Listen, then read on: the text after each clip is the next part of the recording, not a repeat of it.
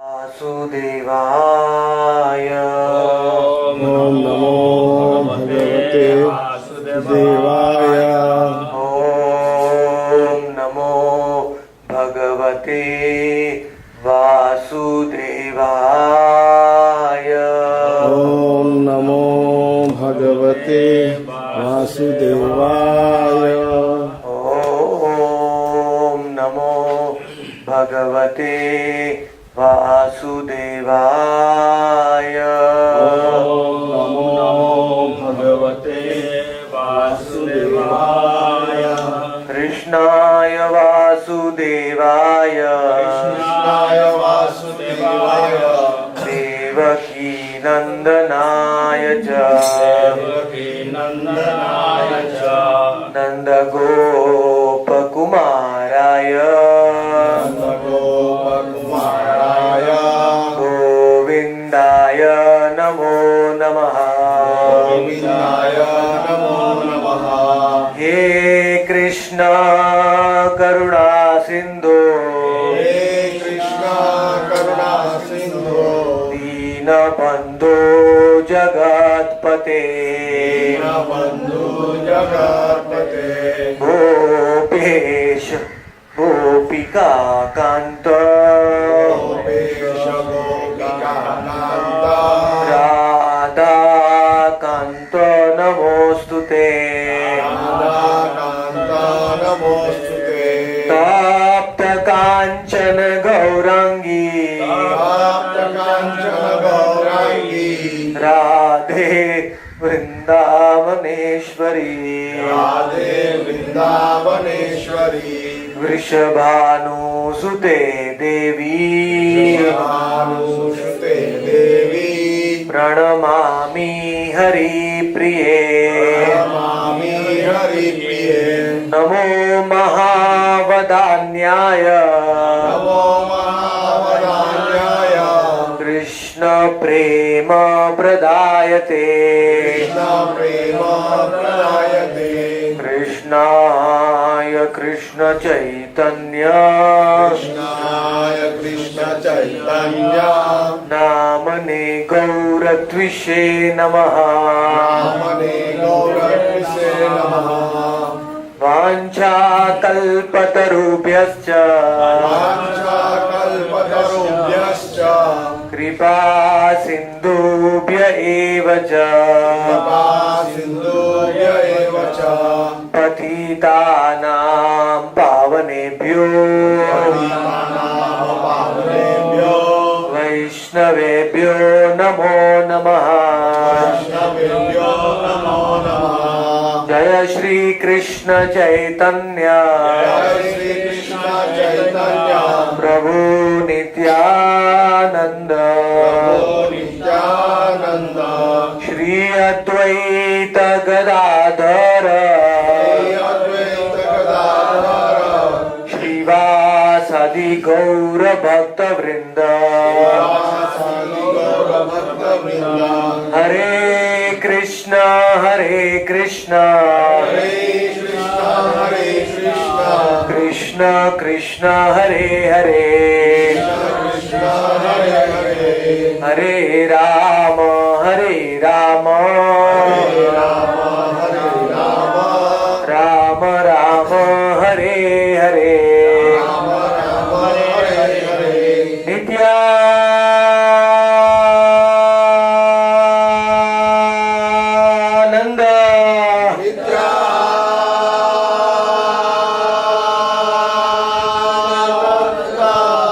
नित्यानंद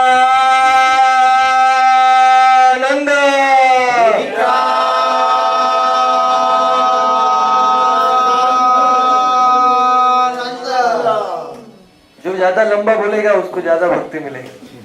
हरि बोल। लंबा बोल। लंबा नित्यानंद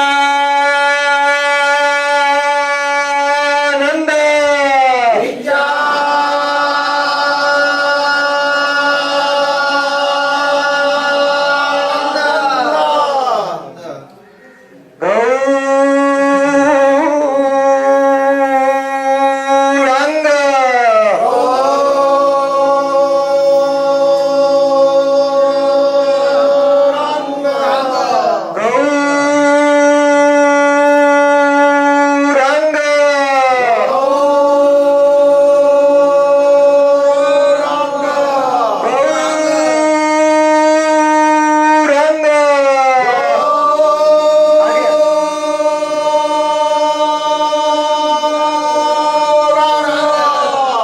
आपने इतना भक्ति से नाम लिया, इलेक्ट्रिसिटी भी आ गया। हरि बोल। योगक्षेमम वहां तो मधुर द्वारका लीला यहा करोति च गोकुले नीलाचल स्थितः कृष्ण एव चरति प्रभु। वैष्णव तंत्र में कहा गया है कि जो भी व्यक्ति जगन्नाथपुरी और ब्रजमंडल और नवद्वीप मंडल में भेद मानता है, उसको भगवान कृष्ण कभी नहीं मिलेंगे। Anybody who considers difference between Vrindavan, Jagannath Puri and Navadvip will never attain Lord Krishna. तीनों एक ही तत्व है, तीनों गौड़ मंडल भूमि एवा जाने चिंतामणि शेई पाए ब्रज भूमेर वास। वृंदावन में वास कैसे कर सकते हैं जब हम गौरांग की लीला भूमि को हम दिव्य मानते हैं, चिंतामणि, तो ऑटोमेटिक वृंदावन में वास मिलता है। If you want to attain Vrindavan, you have to first come to Jagannath Puri and Navadvip. Understand Gaud Mandal Bhumi and his pastimes. See all the places of Gauranga's pastimes. गौर आमार जेशव स्थाने कोरिलो भ्रमण रंग शेषव स्थानो हेरिबो आमी प्रणयी भगत संग। ऑल द प्लेसेस जिधर जिधर कलयुग का अवतार गौरांग ने लीला किया है, ये सब जगह देखना चाहिए, नहीं तो आंख का क्या फायदा है कलयुग में। शेषव स्थान हेरिबो आमी, आंख से वो स्थान सब देखना चाहिए।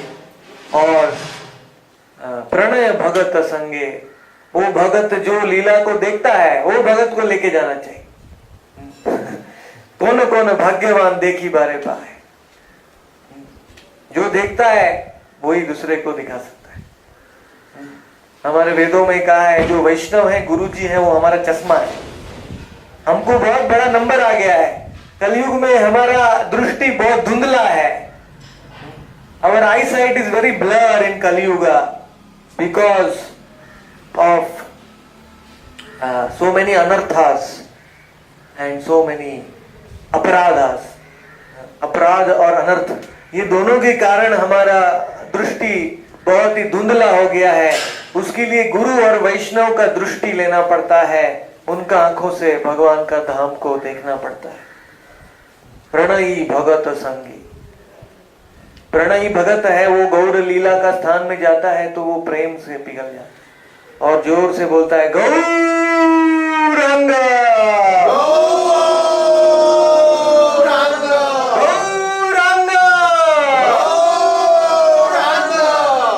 ऐसे एक प्रणयी भगत थे उड़ीसा के राजा गजपति महाराज प्रतापरुद्र। गजपति राजा जो थे 500 साल पहले, 500 years back, he was the Gajapati. And he was so much respectful of Gaur Leela Sthali that he said, उन्होंने कहा कि जिधर जिधर गौरांग ने लीला किया है पुरी में सब वो स्तंभ बनाना चाहते, स्मारक, जिधर जिधर गौरांग ने लीला की। भक्ति सिद्धांत प्रभुपाद जी का भी इच्छा था कि दक्षिण भारत में 108 पादपीठ बनाएंगे, जहां जहां महाप्रभु ने यात्रा किया दक्षिण भारत में 2 साल, लेकिन उसमें से खाली 8 या 10 ही बनाए हुए, वो पूरा नहीं कर पाए। तो वो सेवा हमको छोड़ के गए, कौन करेगा? बाकी का 100 पादपीठ कौन बनाएगा? सब बड़े बड़े लोग बैठे हैं, कोई भी हाथ ऊपर नहीं कर रहा।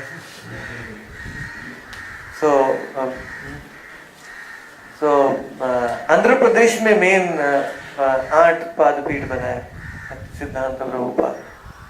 तो जितना ये गौड़ का भजन होगा इस कलयुग में, इस संसार में, उतना माया का प्रभाव दूर हो जाएगा। नवदीप धाम महात्म्य में गौरांग महाप्रभु बताते हैं, पृथ्वी थे आते जतो नगर आदि ग्राम सर्वत्र प्रचार होइबे मोर नाम। ये पंच तत्व क्यों आया है जगन्नाथपुरी में? क्योंकि महाप्रभु चाहते हैं कि कलयुग में हर नगर में, हर ग्राम में उनका प्रचार होना चाहिए। बिल्कुल संशय नहीं होना चाहिए कि मधुर द्वारका लीला यहाँ, जो भगवान ने लीला द्वारका में किया है, जो गोकुल में किया है, जो वृंदावन में किया है, जो गोवर्धन में किया है, जो नवद्वीप में किया है, वही लीला भगवान जगन्नाथपुरी में भी कर रहे हैं, अभी भी लीला कर रहे हैं। नीलाचल स्थित कृष्ण स्वयमेव चरति प्रभु, अभी भी विचरण कर रहे हैं जगन्नाथपुरी का भूमि में जगन्नाथ घूमते हैं। वेदों में कथा आती है कि जगन्नाथ बलदेव निकल जाते हैं पुरी में घूमने के लिए, दोनों भाई। एक बार तो उन्होंने लक्ष्मी को मना कर दिया मंदिर में आने की, तो दोनों को खुद भिक्षा मांगने के लिए पुरी में निकलना पड़ा। जगन्नाथ और बलदेव अपने भक्तों के घर में भोजन मांग रहे हैं, क्योंकि लक्ष्मी देवी ने कुकिंग नहीं किया। तो ये जगन्नाथपुरी है, ये भगवान का आंगन है, भगवान का घर है। भगवान कहते हैं निज नामे शेष स्थान मोर अति प्रियतम, ताहते जते क वैशे शे अमार सोम। ये मेरा नाम का धाम है, ये मेरा नाम दिया है ये धाम को, क्योंकि जो भी इस जगन्नाथपुरी में आता है, जो भी जगन्नाथपुरी में रहता है, वो मेरे समान बन जाता है। बोलो जगन्नाथपुरी धाम की, जगन्नाथ स्वामी की। भगवान के समान कौन बनना चाहता है?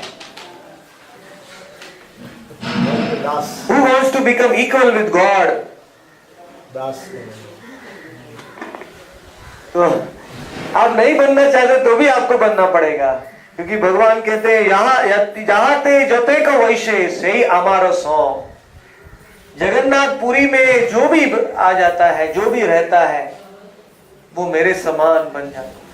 शेष स्थाने नाही का यमो दंड अधिकार, आमी करी भालमंद विचार सवार।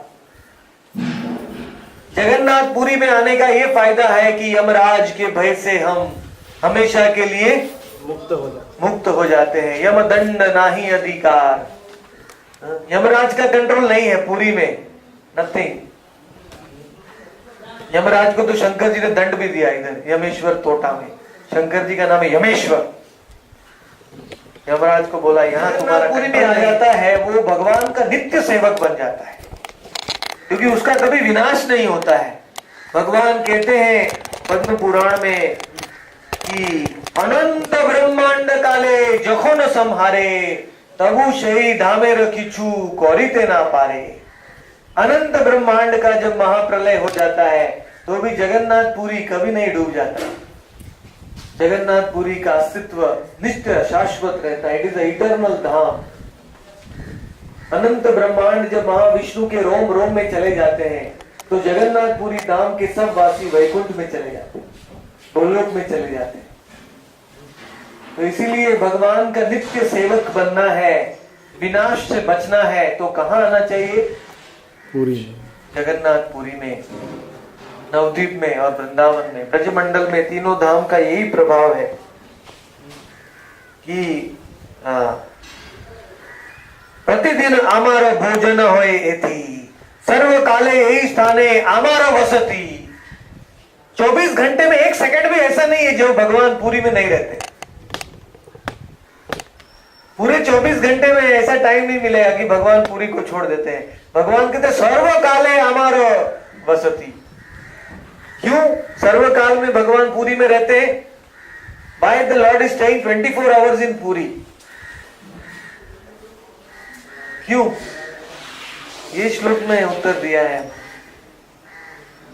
क्योंकि भगवान खाते रहते हैं, ऑलवेज ईटिंग। भगवान पुरी के बाहर जाएंगे तो उनको भोजन कहां मिलेगा? प्रतिदिन प्रतिक्षण प्रतिदिन हमारा भोजन होए थी। भगवान ने इंद्रद्युम्न राजा को बोला कि हे राजा, मुझे इतना भोजन खिलाओ, इतना भोजन खिलाओ कि मेरा उंगली है वो सूखना नहीं चाहिए। मतलब मेरा राजभोग के बाद आएगा गोपाल वल्लभ भोग सुबह आएगा, उसके बाद कितना 6 भोग पूरा दिन में भोग लगते रहता है। जगन्नाथ जी एक खा लेते हैं, दूसरा आ जाता है। जगन्नाथ जी को कभी भोजन से विराम नहीं चाहिए। और क्यों खाते हैं जगन्नाथ? क्या जगन्नाथ भगवान लोभी है क्या? इतना खाते रहते हैं, क्यों खाते हैं जगन्नाथ? कोई नहीं बता सकता है। भाई Jagannath is eating so much to give it to us, हमारे लिए महाप्रसाद। वो नहीं खाएंगे तो हमको क्या मिलेगा? कुछ नहीं मिलेगा। तो इसलिए जगन्नाथ स्वामी नित्य भोग स्वीकार करते हैं। और राजा ने भी कंडीशन दिया, हे प्रभु आप नित्य खाएंगे, भोजन देंगे तो आपका पर्दा भी कभी बंद नहीं हो, आपका दर्शन भी हमेशा चालू रहना चाहिए। Lord Jagannath, you should never sleep because you are always eating. तो भगवान जगन्नाथ का दर्शन कभी भी होता है। आप दोपहर को 2 बजे जाएंगे तो भी हो जाएगा, और रात को जाएंगे तो भी होगा। जगन्नाथ भगवान कभी नहीं सोते हैं। Only deity in the whole world who never sleeps. तो यही जगन्नाथपुरी का महिमा है कि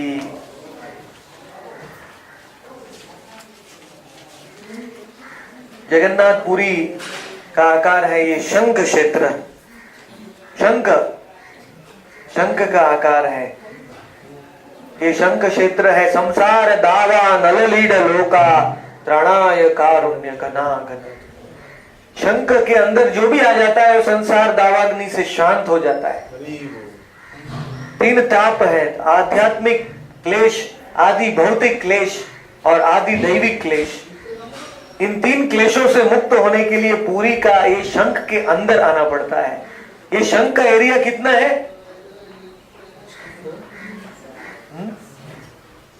अब इतनी बार पूरी में आ गए, लेकिन आपको पूरी में क्या आकार कितना है ये पता नहीं।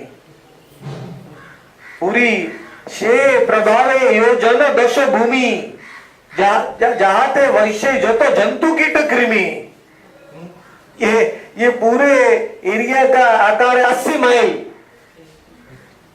जगन्नाथ स्वामी सेंटर में रहते हैं, नीलगिरी नीलाचल पर्वत के ऊपर, और आजू बाजू पूरा 80 माइल का ये धाम है।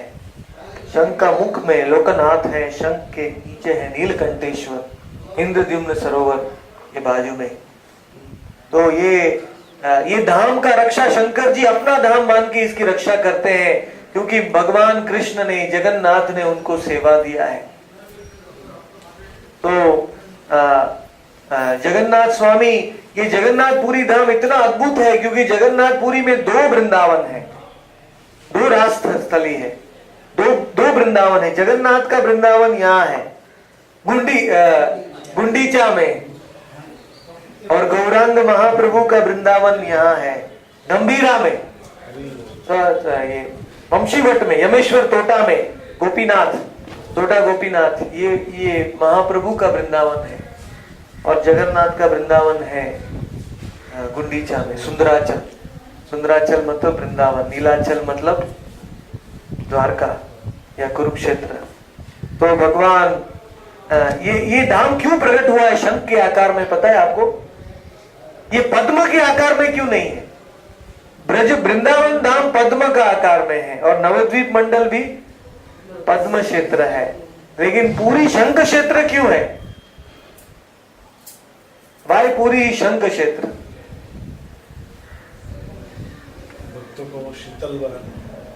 भक्तों को शीतल बना देता है। भौम वैकुंठ है, पूरी का अलग अलग नाम है। भौम वैकुंठ, नृसिंह क्षेत्र आदि, नृसिंह देव का सतयुग से पहले भी यहाँ उनका पूजा होता था। श्वेत द्वीप, गोलोक, पूरी के अलग अलग नाम है, लेकिन शंख के आकार में ये क्यों है?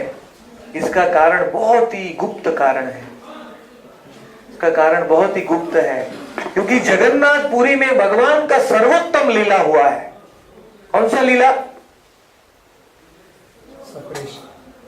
विप्लम्ब भाव। लेकिन वो कहाँ हुआ था? वो लीला हुआ कुरुक्षेत्र में। गोपियां जब भगवान कृष्ण को 100 साल के बाद मिलन हुआ था, तब गोपियों ने भगवान को वृंदावन में ले जाने का प्रयत्न किया रथ के ऊपर बिठा के। ये लीला सबसे उच्च लीला है, क्योंकि भगवान राधा और कृष्ण सामने हैं। राधा कृष्ण उभयोर संगम सुखम मधुर मुरली पंचम जुषे, कि दोनों राधा कृष्ण का मिलन हुआ है कुरुक्षेत्र में, लेकिन राधा कृष्ण का लीला नहीं होता, क्योंकि वहां वृंदावन नहीं है, गोवर्धन नहीं, यमुना नहीं। तो इसलिए गोपियों ने भगवान को रथ में बिठा के खींच के लिया। ये मानसी लीला है, मन का लीला। गोपियों ने मन में रथ बनाया, भगवान को रथ के ऊपर बिठाया और भगवान को खींच के ले लिया। तो जब मानसी सेवा है वो बहुत भगवान को प्रिय है। हम शरीर से सेवा करते हैं, लेकिन मन अगर भगवान में नहीं है तो क्या फायदा। मन तो भगवान में लगना चाहिए। तो मन से गोपियों ने भगवान को वृंदावन में 100 साल के बाद ले गए हैं। 3 प्रकार की राधा है, काम राधा, वाम राधा और वियोगिनी राधा, पुराणों में कहा है। तो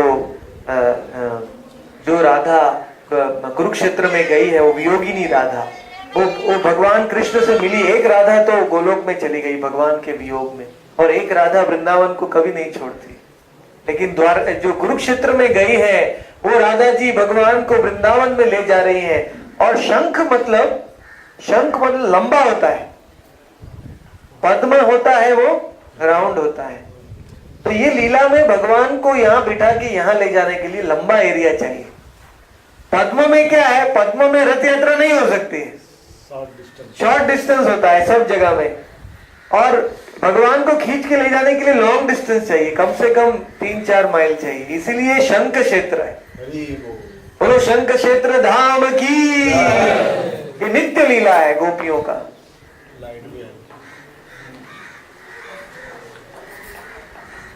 तो इस प्रकार से ये लीला नित्य पूरी में हो रहा है। श्रीनिवास कई लोग कहते हैं पूरी में नित्य लीला नहीं है, लेकिन ये अपसिद्धांत है। पूरी में भी नित्य लीला है। श्रीनिवास आचार्य आए थे, गोपीनाथ आचार्य सार्वभौम भट्टाचार्य के घर में रात को सो गए, तो उनको पूरी का नित्य लीला का दर्शन हुआ। ये ग्रैंड रोड में अभी भी महाप्रभु नाच रहे हैं। ग्रैंड रोड गौरांग महाप्रभु हर रथ यात्रा को यहाँ नृत्य करते हैं जगन्नाथपुरी में। और श्रीनिवास आचार्य ने देखा कि महाप्रभु ने 7 संकीर्तन पार्टी बनाया है, और श्रीनिवास आचार्य को महाप्रभु ने आलिंगन किया, बोले आओ आओ तुम मेरी शक्ति हो। महाप्रभु ने अपना शक्ति दिया श्रीनिवास आचार्य को, नित्यानंद प्रभु ने शक्ति दिया नरोत्तम दास ठाकुर को, और अद्वैत आचार्य ने शक्ति दिया श्यामानंद प्रभु को। तीन प्रभु ने 3 आचार्यों को शक्ति दिया उनका संचार करने के लिए, विश्व में उनका संदेश फैलाने की। तो इसीलिए जगन्नाथपुरी का जो समुद्र है इसको कहते हैं महोदधि सागर। ये महोदधि सागर जगन्नाथ स्वामी का उगम स्थान है। नीम काठ के रूप में भगवान इस समुद्र में तैरते हुए आए हैं, इंद्रद्युम्न राजा को मिले हैं। मतलब ये समुद्र भगवान का जन्म स्थान है, इसलिए समुद्र महातीर्थ है महोदधि। पुरी के 7 जलाशय के तीर्थों में समुद्र एक माना जाता है। पुरी में टोटल 7 तीर्थ हैं। वो सप्त तीर्थ के पानी से कल हम पंच तत्व का अभिषेक करेंगे। कौन सा तीर्थ है? समुद्र महोदधि, फिर है श्वेत गंगा, फिर है नरेंद्र सरोवर, फिर है मार्कंडेय सरोवर, फिर है इंद्रद्युम्न सरोवर, फिर है रोहिणी कुंड। और कितने हुए? 7 हो गए। तो टोटल ये 7 तीर्थ हैं जगन्नाथपुरी में। इन 7 सप्त तीर्थ को मिलके जगन्नाथपुरी का यात्रा होता है, और पंच शिव है। और सबसे अद्भुत यात्रा होता है जगन्नाथ स्वामी का स्नान यात्रा। ये स्नान यात्रा का जो भी दर्शन करेगा वो प्रेम में विवल हो जाएगा। क्योंकि कोई भी भगवान, हम स्नान करते हैं तो क्या हम पब्लिक में स्नान करते हैं क्या? नहीं, हमारे बाथरूम में जाके स्नान करते हैं। लेकिन जगन्नाथ इतने दयालु है कि जगन्नाथ बाहर आके स्नान करते हैं सब जीवों का उद्धार करने के लिए। जगन्नाथ दूसरों को दर्शन देने के लिए जगन्नाथ स्वामी को बुखार हो जाता है, स्नान यात्रा करने के बाद में भगवान को बुखार हो जाता है, 15 दिन तक अन्नवासर होता है, भगवान किसी को दर्शन नहीं देते हैं। भगवान 15 दिन तक कांपते हैं क्योंकि स्नान किया। इस स्नान यात्रा का दिन ही जगन्नाथ जी का बर्थडे है, जन्मदिन, जो जगन्नाथ स्वामी को इंद्रद्युम्न राजा के सामने प्रकट हुए हैं। तो ये स्नान यात्रा का उत्सव बहुत ही अद्भुत होता है, बहुत ही जो गोपियों का जल क्रीड़ा है कृष्ण के साथ, उसका आस्वादन करते थे महाप्रभु स्नान यात्रा को देखने के समय में, और अतिशय विह्वल हो जाते थे।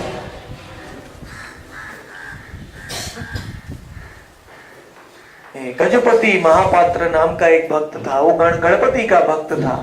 तो उड़ीसा के राजा ने उसको मंदिर में लाया। वो बोला देखो जगन्नाथ ही गणपति है, जगन्नाथ में 33 करोड़ देवी देवता हैं, सब देवी देवता जगन्नाथ के अंदर रहते हैं। तो वो बोला कि मेरे को गणपति दिखेंगे तो भी मैं मानूंगा कि जगन्नाथ स्वामी है। तो जगन्नाथ भगवान ने अपना गज का रूप दिखा दिया उसको। बोलो गजपति वेश की। देखिए काला सूंड है जगन्नाथ का और बलदेव का। तो जगन्नाथ अपने भक्तों को, अपने दूसरों को अपना भक्त बनाने के लिए सब कुछ करते हैं, अपने भक्तों को संतुष्ट करने के लिए सब कुछ करते हैं। एक राजा था, वो कांची नरेश, वो राजा यहाँ से जा रहा था अपने शत्रुओं के आक्रमण करने के लिए। उसने जगन्नाथ को बोला, जगन्नाथ अगर मैं युद्ध हार जाऊंगा तो तुम्हारा नाम बदनाम होगा, क्योंकि मैं तुम्हारा भक्त हूं। तो जगन्नाथ ने बोला तो मैं क्या करूं तुम्हारे लिए? जगन्नाथ को बोला मेरे लिए युद्ध करो आप। देखो राजा भगवान को सेवा देता है। तो जगन्नाथ जी सफेद घोड़े में और बलराम जी काले घोड़े में बैठ के निकल गए युद्ध करने के लिए, और राजा के सब शत्रुओं को खत्म कर दिया भगवान। और रास्ते में एक गुड़िया का भी उद्धार किया, उससे एक वो क्या कहते हैं दही का बनाया हुआ छाछ पिया और उसका भी उद्धार किया। तो उस प्रकार से ये जगन्नाथ स्वामी का रथ है, ये रथ है, इसका नाम है नंदी घोष। बलदेव प्रभु का रथ है, इसका नाम है ताल ध्वज। इसका 16 पहिया है, इनका 14 पहिया है, और सुभद्रा का है दर्प दलन, उनका 12 पहिया है। रथ यात्रा के समय में अनंत देवी देवता भी जगन्नाथपुरी में आ जाते हैं रथ यात्रा में सम्मिलित होने के लिए।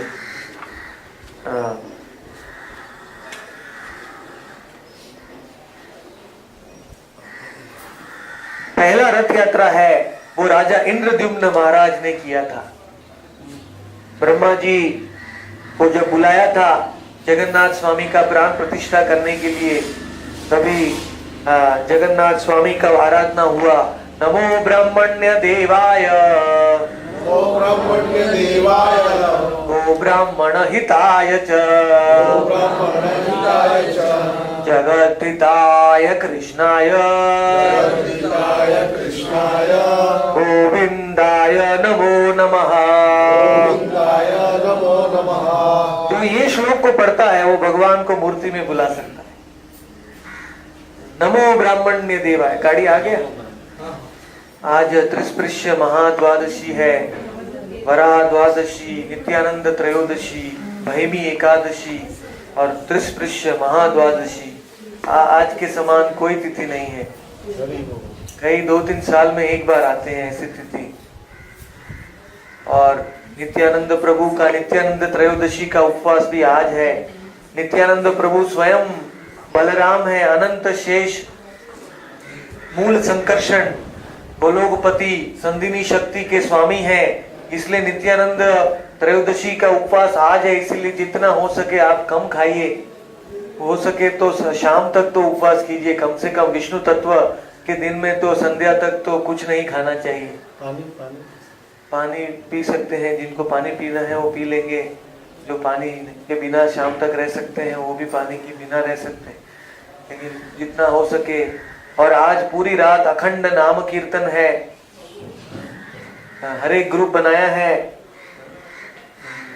संध्या आरती के बाद शाम को 6 बजे संध्या आरती, गौर आरती होगा। उसके बाद अधिवास होगा। भगवान को बुलाया जाएगा, भगवान को कहेंगे कृपा करके आप आइए। प्रेमांजन चूरित भक्ति विलोचनेन संत सदैव हृदयेषु विलोकयन्ति यम श्याम सुंदरम अचिंत्य गुण स्वरूपम गोविंदमादि पुरुषम तमहम भजामि। श्वेतद्वीप प्रभु बता रहे थे कि कैसे भगवान का प्राण प्रतिष्ठा नहीं होता है। भगवान को शुद्ध भक्त बुलाते हैं, भगवान पहले हमारे हृदय में आते हैं, फिर भगवान शुद्ध भक्त के हृदय से भगवान मूर्ति में चले जाते हैं। जैसे जगन्नाथ मिश्र के भगवान मन में आए, उनके हृदय में, फिर सची माता के हृदय में गए, फिर सची माता के जन्म दिए। वसुदेव जी के मन में आए, वसुदेव जी के हृदय में गए, फिर सची माता के हृदय में गए, देवकी के हृदय में गए।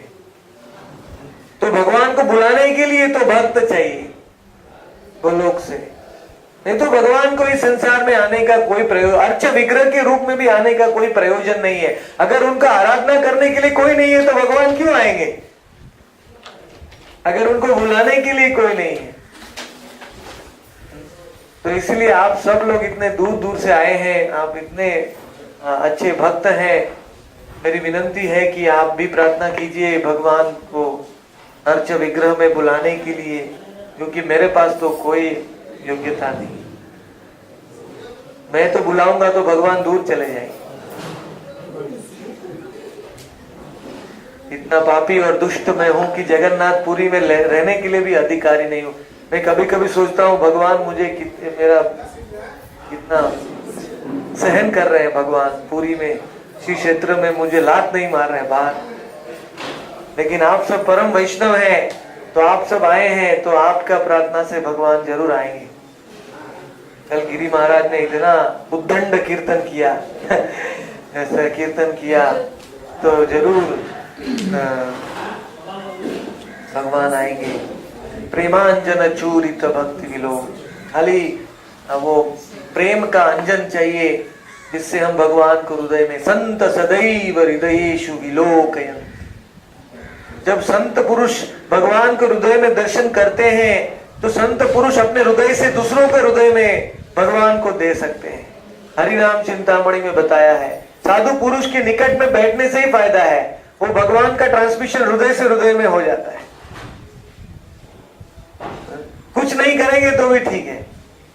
तो जब साधु पुरुष भगवान को बुलाते हैं तो भगवान की इंद्रियां आ जाती हैं। भगवान का आंख, भगवान का हाथ, भगवान का चरण सब अपने मूर्ति में प्रकट हो जाता है। भगवान वो सेवा, शुद्ध भक्त का, शुद्ध वैष्णव का सेवा लेने के लिए भगवान अपनी इंद्रियों को प्रकट करते हैं और भगवान मूर्ति में, विग्रह में आ जाते हैं। तो इसलिए हम पूरी रात भर आज संकीर्तन करेंगे। संध्या गौर आरती के बाद में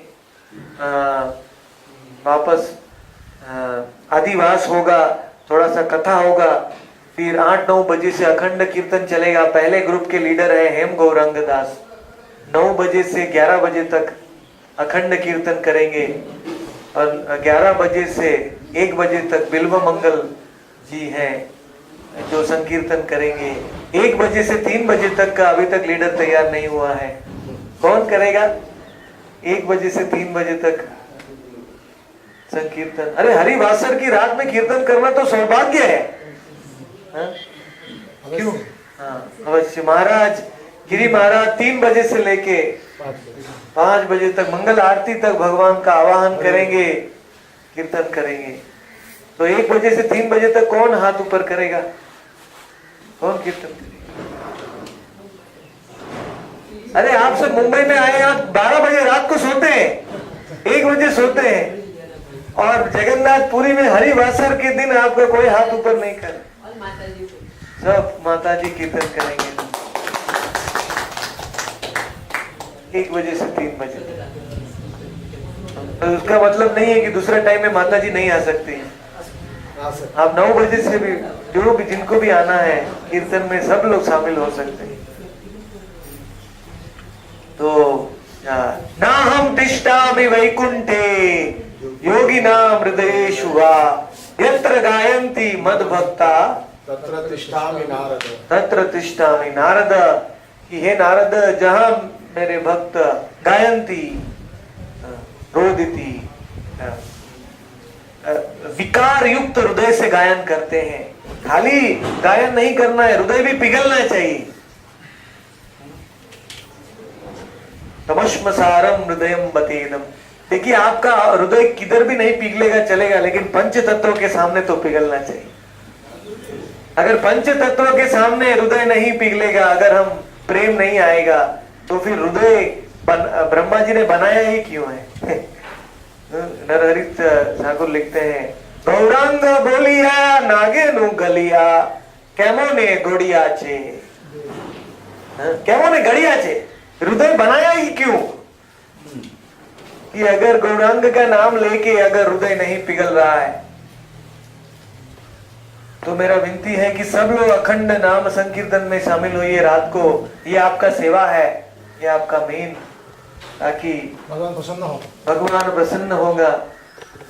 एकादशी की रात को हरिवासर के दिन में जो भी संकीर्तन करता है वो भगवान के निकट में आ जाता है, भगवान के निकट में जाके बैठ जाता है, भगवान को अति प्रिय बन जाता है। और त्रिस्पृश्य महाद्वादशी के दिन जो पूरी रात भर कीर्तन करेगा, उसके लिए गोलोक धाम से विमान आएगा हरि बोल लेने के लिए। आपको गारंटी है कि डायरेक्ट आप गोलोक धाम में चले जाएंगे।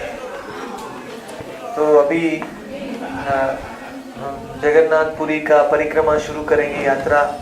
पहले हम यहाँ से जाएंगे लोकनाथ महादेव, जो जगन्नाथपुरी का शंख है उसके रक्षण करता है। लोकनाथ भगवान गौरी पार्वती देवी को पालिनी के रूप में वहाँ मौजूद हैं।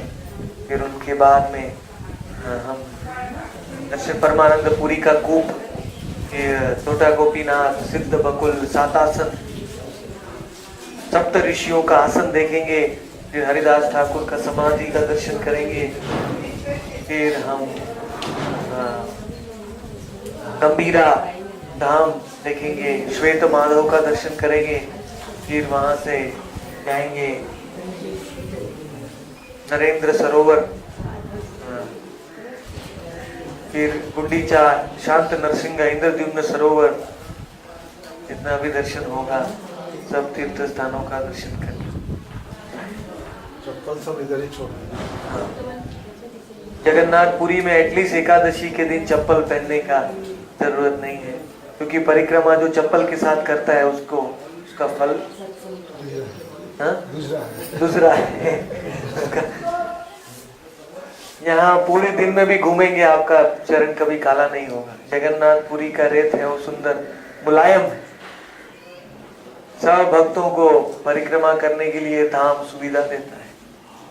जब भगवान महाप्रभु हैं वो गंभीरा से टोटा गोपीनाथ में भागवत सुनने के लिए आते थे, तो पूरा जगन्नाथपुरी धाम बंद हो जाता था, ये शंख क्षेत्र, तो कि महाप्रभु एक ही मिनट में आ जाते थे, उनको ज्यादा चलना नहीं पड़ता था। पूरा धाम महाप्रभु के लिए बंद हो जाता था।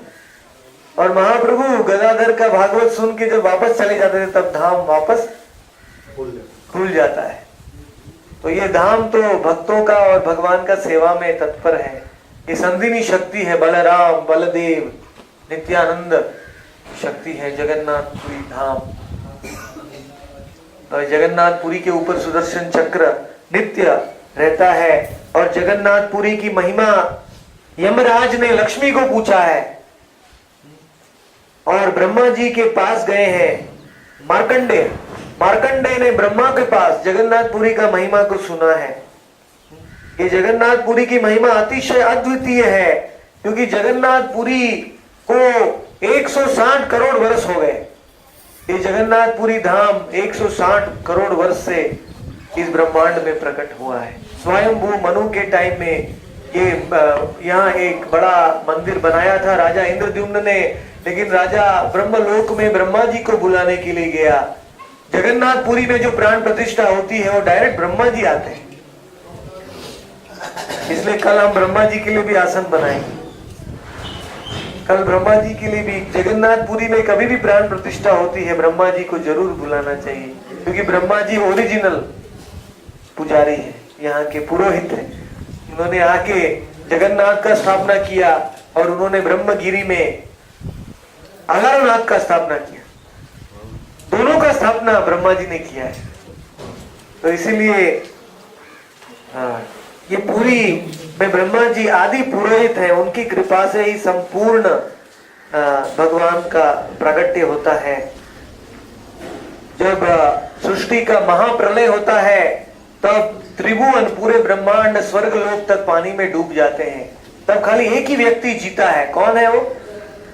खाली एक ही ऋषि है, वो मरते नहीं। उनका नाम है मार्कंडेय मुनि। मार्कंडेय मुनि 432 करोड़ साल तक स्विमिंग करते हैं पानी में। उनको पानी के सिवा संसार में कुछ नहीं दिखता है। मार्कंडेय मुनि को क्यों ये दिखा पानी प्रलय के टाइम में? क्यों मार्कंडेय मुनि मरते नहीं है प्रलय के टाइम में?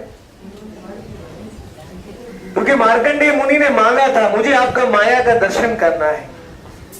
मार्कंडेय मुनि की ये इच्छा थी कि मुझे आपका माया देखना है। तो भगवान ने ये वरदान दिया कि 7 कल्प तक तुम्हारा मृत्यु नहीं होगा, तुम 7 कल्प तक मेरी माया का दर्शन करोगे। और माया को देखना है, कभी देख सकते हैं माया को? असली माया का प्रभाव कभी होता है? हाँ, ब्रह्मा जी की रात में। ब्रह्मा जी के दिन में तो सृष्टि होता है, लेकिन ब्रह्मा जी की रात में पूरा ब्रह्मांड पानी से भर जाता है। तो तभी माया का असली प्रभाव होता है। आस्तंभ भुवन पर्यंतम सर्व माया मयम जगत सत्यम सत्यम पुनः सत्यम हरे नामैव केवलम। पूरा संसार माया का कारागार है, लेकिन एक ही वस्तु सत्य है। कौन सा सत्य है? हरे कृष्ण कृष्ण कृष्ण कृष्ण हरे हरे हरे राम हरे हरे नित्यानंद गौर हरे नामैव केवलम। जो भगवान का नाम लेता है वो माया में कभी नहीं गिरता है। तो ये परम एक ही सत्य है। जो ये जान लेता है कि भगवान का नाम ही परम सत्य है। बाकी ब्रह्मलोक से लेके घास का तिनके तक इंद्र गोप नाम का मच्छर सब कुछ माया से परिपूर्ण है। दैवी आएश गुणमयी मम माया दुरत्यया मामेव ही प्रबध्यन्ते माया मेताम तरन्ति ते। लेकिन मेरे शहर में कैसे आना है भगवान बता रहे कलयुग में? नाम के द्वारा। भक्तिवेदांत स्वामी महाराज ने चैतन्य चरितामृत में लिखा कि the goal of the Krishna consciousness movement is to train the devotees to chant 24 hours a day. Krishna consciousness, Krishna भक्ति का अर्थ है 24 घंटा भगवान का नाम लेना। हरिदास ठाकुर जैसा हरे कृष्ण कृष्ण कृष्ण हरे हरे हरे राम राम राम हरे हरे नित्यानंद को। Always remember Krishna and never forget Krishna. Then you will become सिद्ध पुरुष, मुक्त पुरुष। या ऐसे हरे दास्य कर्मणा मनसा गिरा निखिलाश्व अपि अवस्थासु जीवन मुक्त स उच्यते। टू बिकम जीवन मुक्त इज वेरी इजी। जीवन मुक्त बनना बहुत आसान है। Always remember Krishna and never forget Krishna. That is very very simple and that is only possible if you come to the holy dham. आप भगवान के धाम में आएंगे तो भगवान का स्मरण होगा। आप अपने अपने शहर में बैठे रहेंगे तो भगवान याद आएंगे? नहीं आएंगे। When you chant in front of the deity Murthy, you chant in front of Tulsi and you chant in the Dham, you get millions of time more benefit. पूरी धाम की जय। करोड़ों टाइम ज्यादा फायदा मिलता है। ये तीनों वस्तु होना चाहिए, भगवान का धाम, तुलसी देवी और भगवान का अर्च विग्रह। ये तीनों में अनंत शक्ति है। जब तीनों का कॉम्बिनेशन हो जाता है तो जीव का उद्धार हो जाता है। निरंतर नाम लो कर तुलसी र सेवान अचिराट पावे तुम्ही कृष्णेर चरण।